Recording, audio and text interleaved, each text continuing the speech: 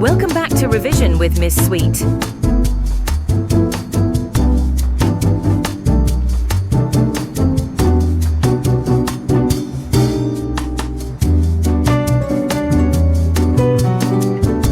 Today I am doing a walkthrough of My Last Duchess for foundation students, covering every paragraph to ensure you get the best grade. Please don't revise everything. Pick a few key quotes which you can link with other poems.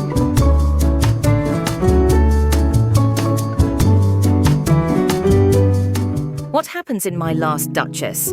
The Duke is visited by an emissary for a count to discuss dowry for his potential next bride. The Duke tells the visitor about his last Duchess and her failures as a wife. Prompted by a painting of the woman, the Duke's monologue instead reveals his own flaws and obsession with controlling others.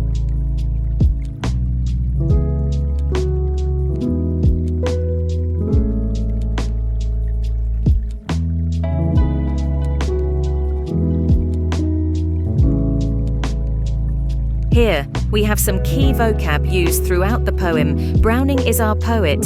Fra Pandolf is the painter. Bow means branch. Never to stoop means the Duke would not go down to their level, suggesting he is above them. Dowry is a sum of money paid to the groom on his wedding day by the bride's father. Command means to give an order.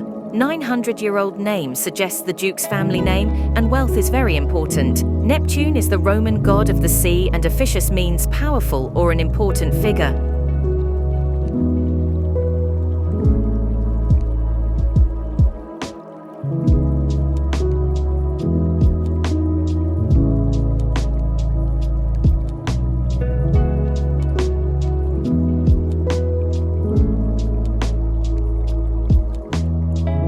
My Last Duchess can be compared to Ozymandias, London Remains and Poppies.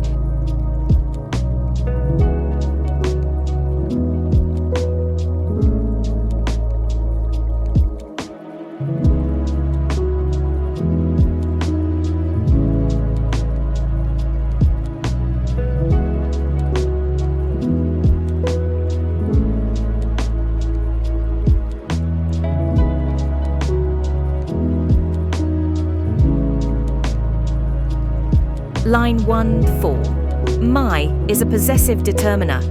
The Duke talks about his wife from the very first line as belonging to him. He reduces her status as a woman to a piece and a wonder, suggesting he loves the painting of her more than the woman herself. The Duke casually name drops Fra Pandolf as the audience. We are assuming he is an esteemed artist. The painting itself is a status symbol within his vast collection of artwork.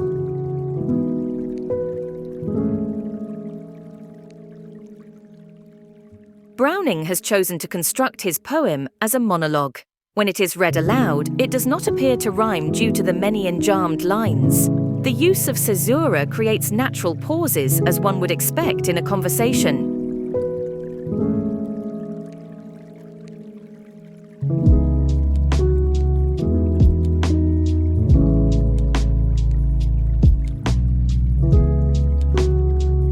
Line 5-10. The Duke controls the conversation by asking his guest to sit. Physically, this puts him at a lower level than the dominating Duke. The Duke also controls who sees the painting, achieved through placing a curtain in front of it. Even in death, he controls the Duchess. Browning demonstrates his obsession subtly in these lines.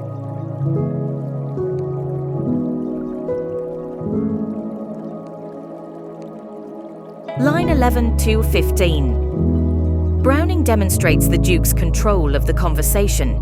He never gives the emissary a chance to speak. He goes so far as to pretend the emissary asked him a question despite remaining silent. The action gives the illusion of being an active participant in the conversation, despite not voicing their opinion.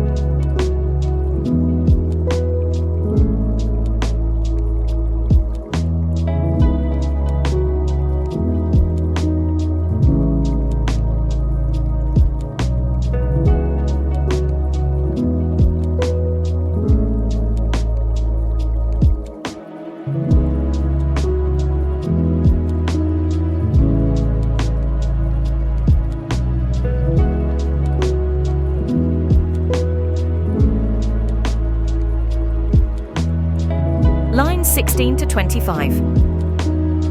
The Duke criticizes the Duchess for blushing at Fra Pandolf's compliment, suggesting she looked at everyone who crossed her path.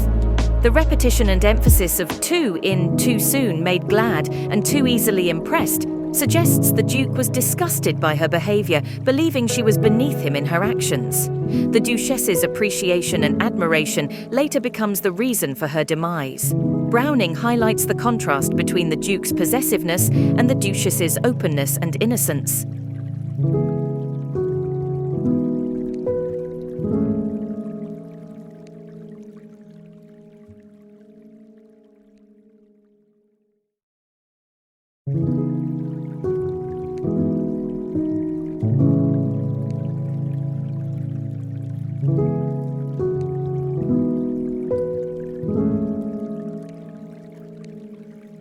Line 2634. The Duke exclaims that everything made his wife equally happy, from his gift of a 900-year-old name when he married her, which would have provided her with wealth and status, to a cherry branch and a white mule.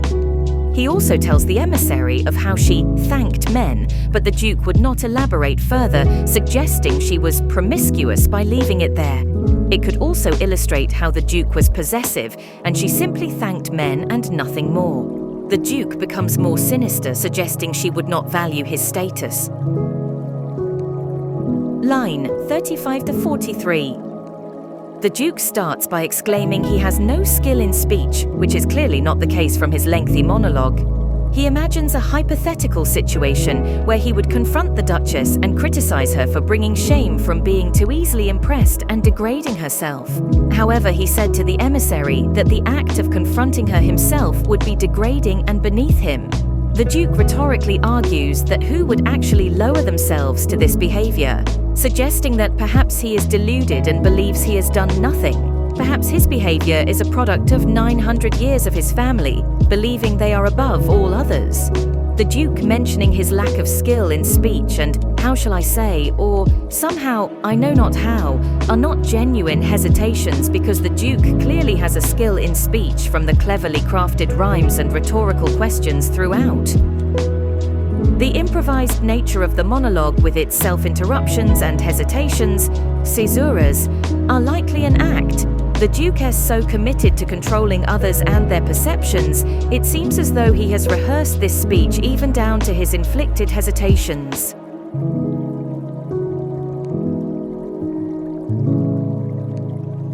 Line 44-47. Within these 4 lines, the Duke reveals his sinister actions, how he gave commands and all smiles stopped together, presumably forever. The snappy, short, simple sentences are an abrupt change from the long, complex sentences, suggesting the finality of the Duchess, and perhaps the Duke is stopping himself from revealing his own implication. The short sentences bring the reader's focus back to the present moment and how the Duchess only exists within the painting.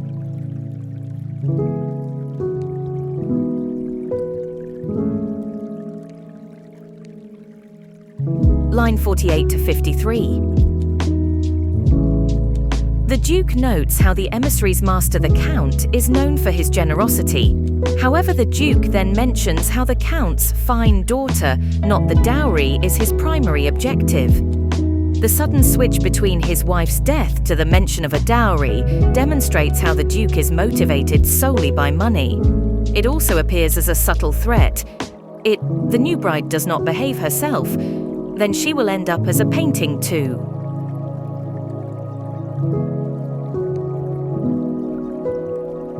Line 54-56. The Duke mentions another famous artist, Claus Innsbruck, to demonstrate his wealth. It is not a coincidence that the Duke points out Neptune, the Roman god of the sea, taming a seahorse. This serves as a warning. The Duke has drawn the emissary's attention to a creature being forcibly subdued just before the negotiation. The Duke is comparing himself to the Roman god due to his own wealth and status.